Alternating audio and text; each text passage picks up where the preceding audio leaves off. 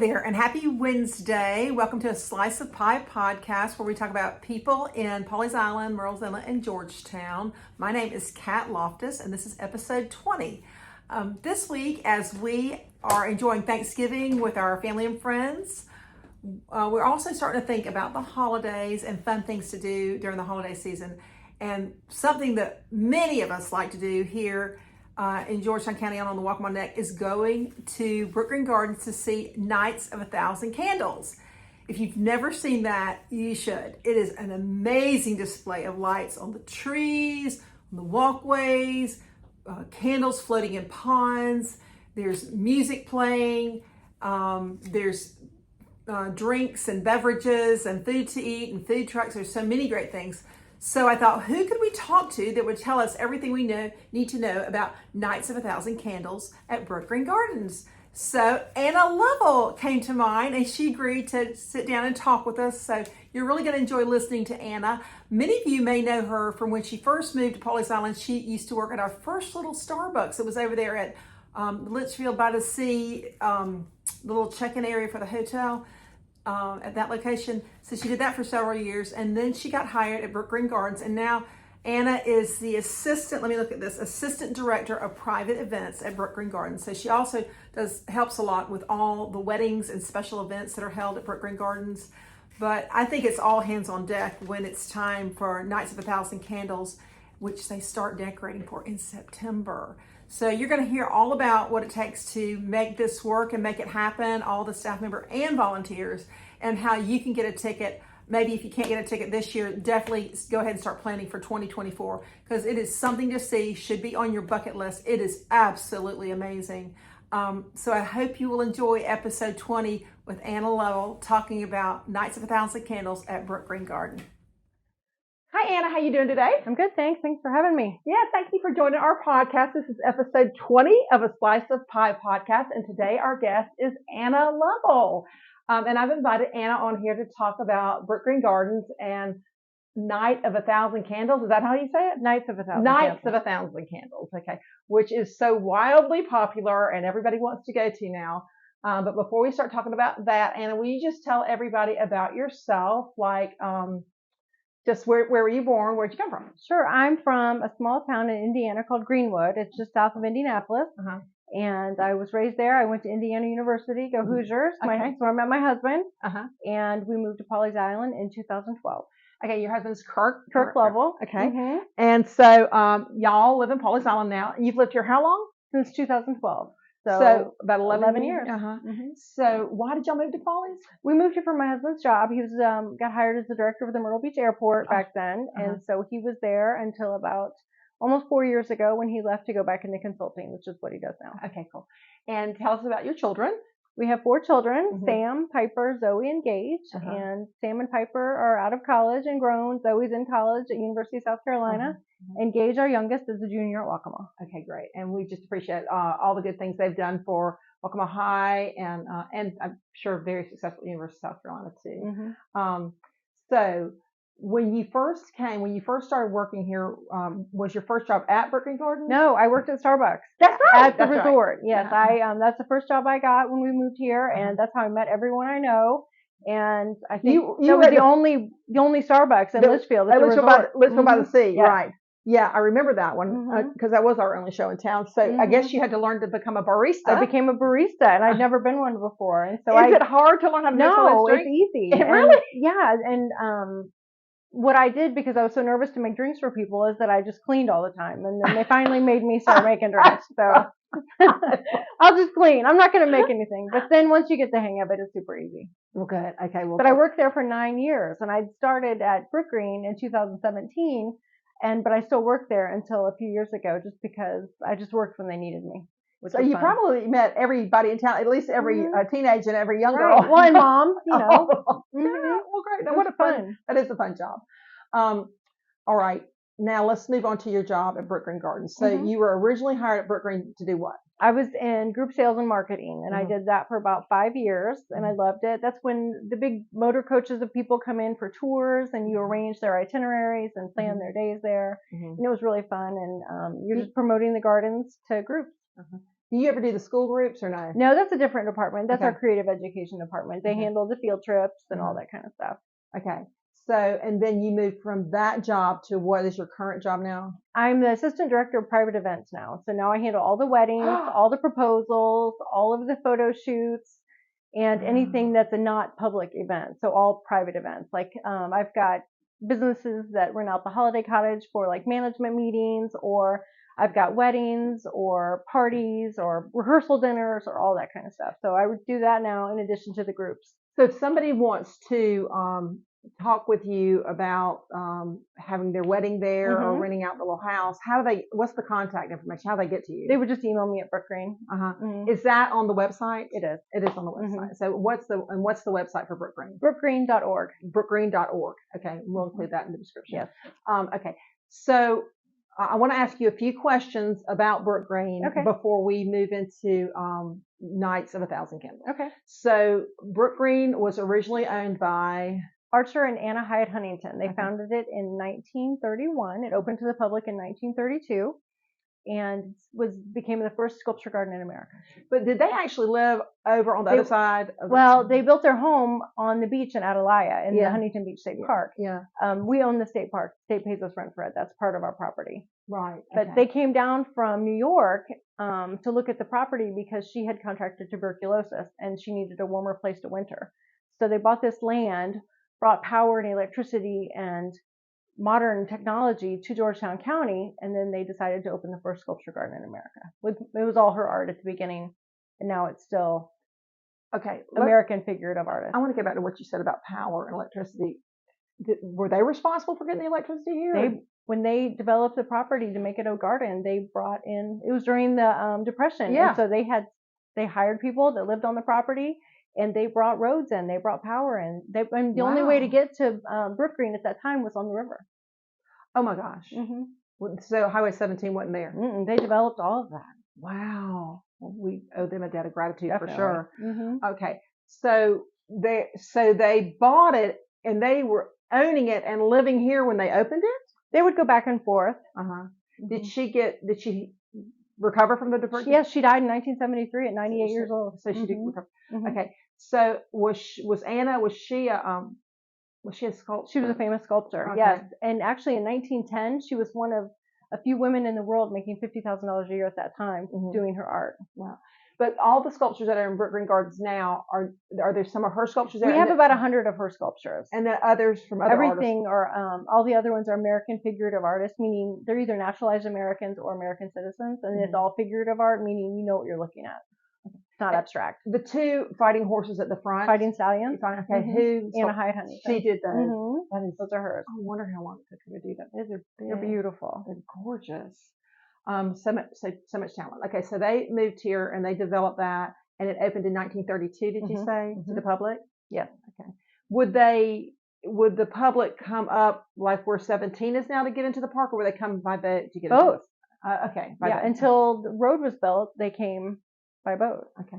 And did they have some workers that ran the park? Yeah, I mean, they had caretakers that lived there. A lot of the buildings that you see when you're wandering around used to be something for something else. Okay.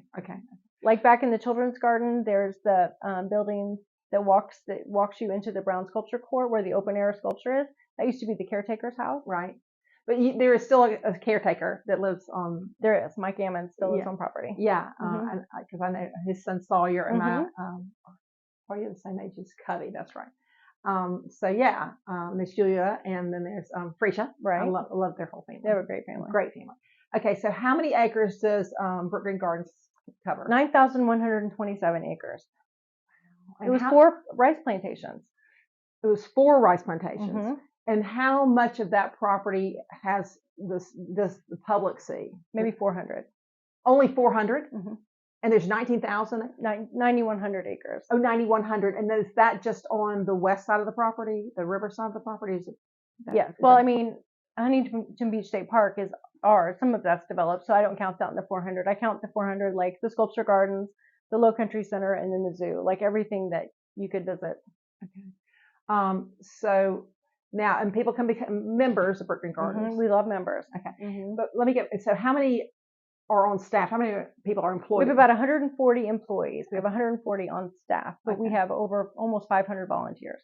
And you depend heavily on your We volunteers? depend heavily on our volunteers, especially this time of the year during Nights of 1,000 Candles. Okay, and they do such a great job. Mm-hmm. Okay, so let's talk about Nights of 1,000 Candles because it's just become so popular. So tell our listeners, what is Nights of 1,000 Candles? It's a holiday celebration. It started in 1999. This is our 24th year. Wow. And it was originally called Luminaria Celebration. Mm-hmm. In our first year, we welcomed 1,300 people. We thought that was awesome. Yeah. Last year, we had 82,000 people. 82,000. In 21 nights. Wow. Mm-hmm. I believe it because the cars are backed up on the highway. I know. How does the park get decorated? I mean, if somebody who's never been there before, Mm-hmm. what can they expect to see when they come through? Well, there's lights everywhere. So there's over 1 million lights. And we hand light 3,000 candles every night. So it's not just 1,000. Not just candles, but it's in the trees. Right. In Live Oak LA, where the Avenue of the Oaks goes down the middle to the gardens. Mm-hmm. There's 18,000 strands of lights hanging in there, which totals 180,000 lights. Right. In Live Oak LA. So they're in the trees, they're in the ponds, they're just floating candles are in the ponds. I think we've got 900 floating candles mm-hmm. or 500 floating candles. Mm-hmm. But the team that does this, our mm-hmm. public exhibits team, they start in September. Okay, I was wondering when did they start? It's the Tuesday after Labor Day. We start decorating for Nights of 1,000 Candles because the week before that we've taken down our summer light event. Okay. Because we have the summer light event 2 nights a week in the summer. Before I ever came to Nights of 1,000 Candles, I thought all the lights were going to be white, but there are some multicolored lights. Right. The children's garden is all multicolored. Uh-huh. And then this year in there also is going to be playing Charlie Brown Christmas by Vince Grimaldi, I think. Yeah. So it'll be really fun. Okay. So how much of the 400 acres are lit up for night? I don't know. 200 maybe? It's a lot. It's a lot. So how long should how much time should a visitor give themselves to go through to see everything? Well, my favorite thing is we open the gates at 4 o'clock on those days and we close at 9. But come early. Come when it's like just a little bit dark, and then you see the gardens coming to life at night with the lights. That is this cool. transition is As amazing. the sunset. Yes, and then the annual every night we do the tree lighting mm-hmm. in the arboretum, and that's at 6:45. So that kind of the lights are already on in the main gardens, and you're over there, and you can get dinner from Drunken Jack's and the pavilion, and just see the lights come on, and then walk around with your hot chocolate. There's a Drunken Jack's. Well, Inlet Affairs Drunken Jack's does the food in the Leonard Pavilion during night. It's like set up cafeteria style. Right. It's delicious, fried shrimp, chicken bog, all that stuff. Yeah, I know that you can get the hot chocolate there because last time I went it was cold, so we were walking around with our hot chocolate. Mm-hmm. But can visitors bring their own meal with them? No. They cannot picnic at night. Not at night. Not at night, okay. But if you visit during the day, you can bring some food. Mm-hmm. Okay. So you come in your car, and there's usually a lot of people in each car. Right. Yeah. You have to everybody has a ticket. You have to have purchased your ticket ahead of time. Mm-hmm. So when do tickets first go on sale? We try to get them. I think this year maybe they went on sale in August. Mm-hmm. As early as August. Mm-hmm. I didn't know that. But you have to go online to buy them. You do. And even if you're a member, you have to go on and request your tickets because a lot of memberships come with Nights of 1,000 Candles tickets. But if you don't request them, you're not going to get them. Okay. So if somebody wants to be assured of getting a ticket, probably becoming a member is the best way to do it. Because you get notified early when they're going on sale. Right. So how much does it cost to become a member? Just depends on what level. If you're a single member, I think it's $75. If it's your whole household, everybody that lives in your house, you can't pretend that they live there. I think it's $125 for the whole house. And once you become a member, that allows you to access. You can go every day. Go every day to the gardens, yeah. Mm-hmm. And get into Nights of 1,000 Candles. Well, you get tickets. You get advance notice. The tickets are going to go on sale. And the higher level memberships have tickets that come with them. Okay. But you still have to request the dates. And you would have to pay for those tickets in addition to your membership? If you are single or household memberships, anything above that has tickets with the membership. Okay, and that information can be found on the website? It's online, under membership. Brookgreen.org. Brookgreen.org. Mm-hmm. Okay, so say I'm not a member and I go and I was able to find some tickets. How much does a ticket cost? I think they're $35 an adult. $35 for adult, and is there is it a reduced price for children? Or? Yes, and I don't want to quote it. Okay, I think so, maybe 15. Okay, all right. Now here's the question. Don't hold me to that. Here's the question everybody wants to know. Are there any tickets left to Night of 1,000 Candles for 2023? I think after Christmas there are. After Christmas. We have it from the 28th, the 27th through the 31st. 27th of November. No. The everything is sold out up until Christmas. We start this coming weekend, which is the 25th. the 25th, and then the following week it's the 30th through the 4th, I think, or the 3rd. It's Thursday through Sunday, and then the 13th through the 17th. So it's 5 days that week, and then we don't have anything the week of Christmas, and then again the last 5 days of the year. So on a week in December that's not Christmas week, is it just Thursday to Sunday? Is Yes. it okay? So we do Wednesdays on December 6th and December 13th and December 27th. So glad I knew all this though. You're doing good. You're doing real good. So, but from November 25th till Christmas, or that week before Christmas, that's pretty much sold out, right? Yes. The gardens are only open during the day on Mondays and Tuesdays. We're not open during the day on event nights. Okay, that's good to know. And then you think that there are some tickets online available? There could be. There might be after Christmas, and then what's the last day of Nights of Thousand? New Year's Eve. New Year's Eve. Okay. So we close at 9, so it's fun to go to there during New Year's Eve, and then you can be home before midnight to bring in the New Year. Okay, there you go. Okay, good. And the best way, if you missed out this year, is to become a member and be able to request. If you're a member, that you will get notified. But you still have to go request the tickets. You just can't assume. You just pick your date and then plan your visit around that. Okay. So now, so we told you how to get the tickets, brookgreen.org, and encourage you to become a member because that's a better way to get your tickets. Now, once you're with your family or you're with your loved one and you're going to see, I guess your instructor, should you come by a certain time? Because I know sometimes there's a lot of traffic coming. Well, the gates open at 4. So a lot of early birds like to come then because they don't stay very late. Yeah. So, if you've got something else to do, go have an early dinner somewhere and then come walk the gardens because we close at 9. So it is very beautiful. So do you have extra parking for this event? Oh, we have plenty of parking. Plenty of parking. And people just kind of wander at their own leisure. A lot of people take pictures. Oh my gosh, yes. Lots of pictures, lots of engagements, lots of proposals. Lots of engagements. I already have a few scheduled for this year. I'm not naming names, but I know. So do y'all have a park photographer that will take pictures or no? No. We don't allow professional photography in the gardens during that time just because it would get in the way of everybody enjoying themselves. But yours truly, who does all this stuff, I will, these people don't know what I look like. So usually I have the groom send me a selfie so I know who I'm looking for. And I just wait for them outside of Live Oak, LA. And then we make eye contact and then I follow them and then I document it for him. And then they go get some Prosecco and have, walk around with champagne. It's really fun. What a magical night that would be. It's so much fun. So if you're trying to think of a great place to propose to your girlfriend, maybe you want to get in touch with Anna and propose. I'm your girl. Yeah, Nights of Thousand Candles next year. So cool. Also, sometimes you have corporate groups. We do. I've got holiday parties at the Holiday Cottage. I've got 9 of them this year. And that entails just a fee that comes with your membership because most of them are corporate sponsors. And then you get tickets for Nights of 1,000 Candles. We get it catered. They've got rentals and it's just a fun holiday party. And then they go into the gardens and look at the lights.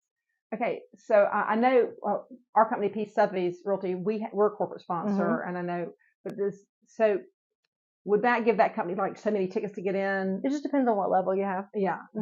All right. Has anything strange or funny ever happened during Night of 1,000 Candles? Do you remember any kind of? Yes, we have lots of weird things that happen there. Can you share anything? Well, I think these girls hit the Sparkle and Fun bar a little too much, and they were trying to climb a couple trees. Yeah. Oh no. So just weird stuff like that. Did they fall out?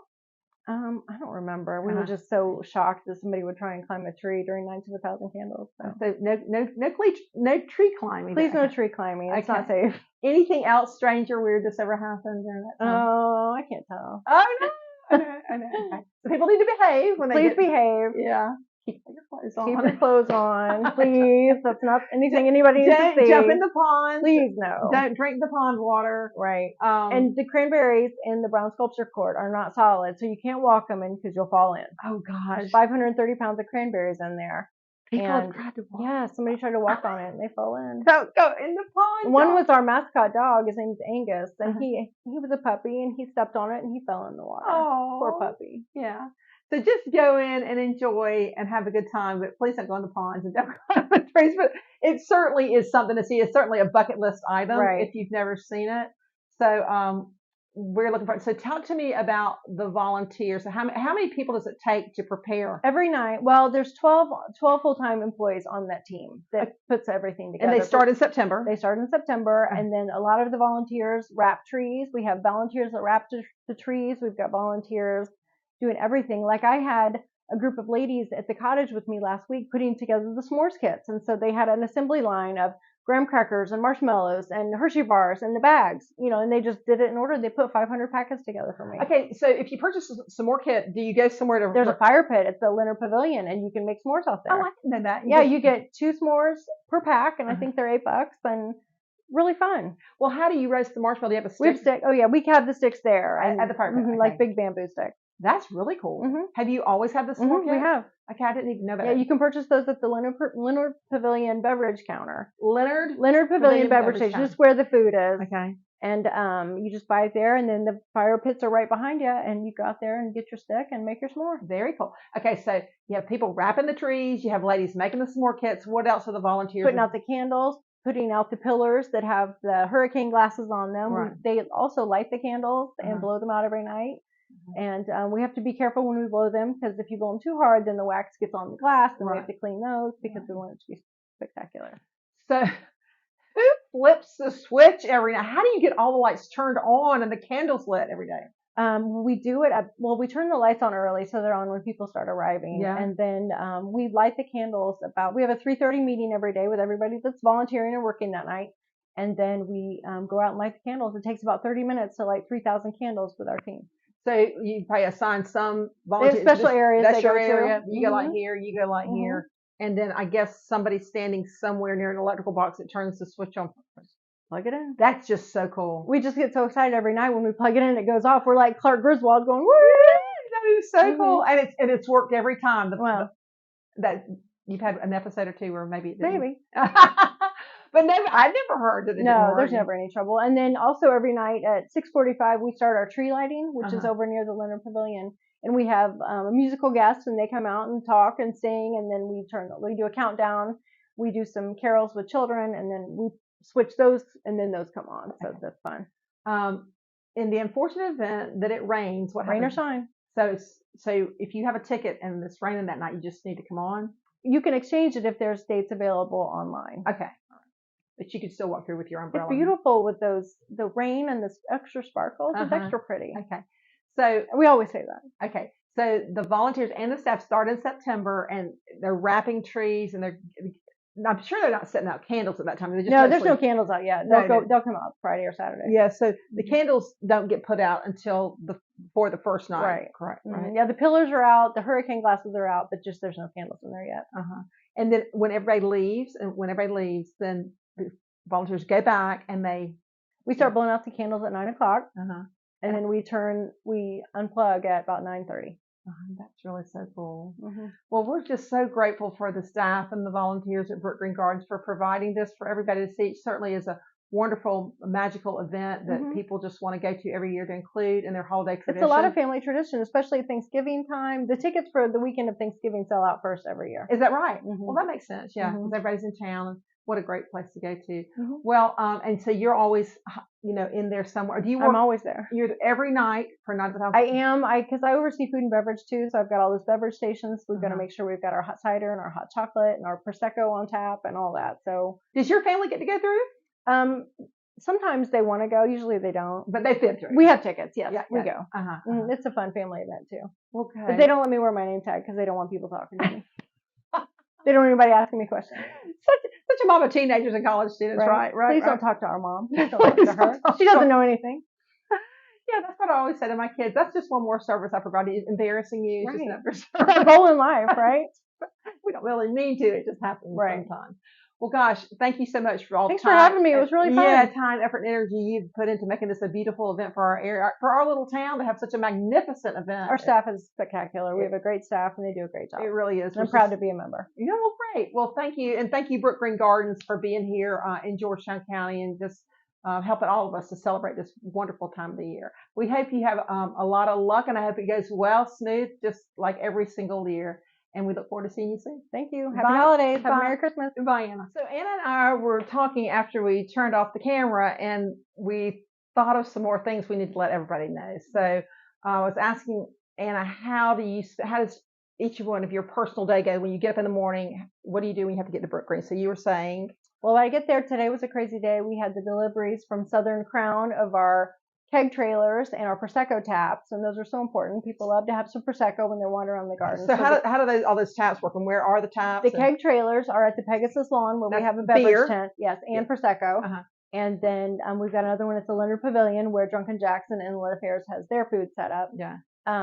But at the Pegasus Lawn is also where the entertainment tent is this year, and it's a big tent. We've got a great lineup of entertainers.